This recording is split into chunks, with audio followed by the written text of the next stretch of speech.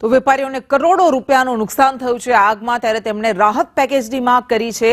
શિવ શક્તિ market બહાર વેપારીઓનો જમાવડો થયો અને માર્કેટ બહાર વેપારીઓ લાચાર બનીને બેઠા છે, ઉદાસીન છે, નિરાશા છે, દુઃખી છે, કારણ કે તેમની મહેનત અત્યારે આ આગમાં સ્વાહા થઈ ગઈ છે। 30 કલાક કરતા વધારે સમયથી આગ બેકાબુ બની ગઈ છે। છેલ્લા 2 દિવસથી વેપારીઓ દુકાન બહાર બેઠા છે, રાહ જોઈ રહ્યા છે કે ક્યારે આગ કાબૂમાં આવશે, પરંતુ આગને કાબૂમાં હજુ નથી લઈ શકાય। પરિણામે દુકાનદારોએ રડવાનો વારો આવ્યો છે। તેઓ સરકાર સમક્ષ માંગ કરી રહ્યા છે કે આર્થિક પેકેજ આપવામાં આવે। જો કે કલેક્ટરે કહ્યું કે અત્યારે અમારી પ્રાથમિકતા આગ બુઝાવવાની છે, બાકી બધા વિચાર બાદમાં કરવામાં આવશે।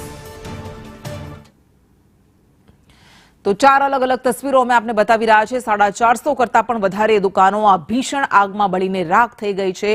તંત્ર પણ જાણે કે લાચાર અહીંયા નજરે પડી રહ્યું છે। 24 કલાક કરતા 28 કલાક જેટલો સમય થઈ ગયો છે, પણ આગને કાબૂમાં નથી લઈ શકાય। તો સહાય માટે રાજસ્થાનના એમએલએ રજૂઆત કરી છે। વેપારીઓને આશ છે કે આગ કાબૂમાં આવે, જલ્દી કાબૂમાં આવે, પરંતુ આગને કાબૂમાં નથી લઈ શકાય અને પરિણામે તેઓ રાતા પાણીએ રડી રહ્યા છે। અત્યારે માર્કેટની બહાર તેઓ નિરાશ થઈને બેઠા છે।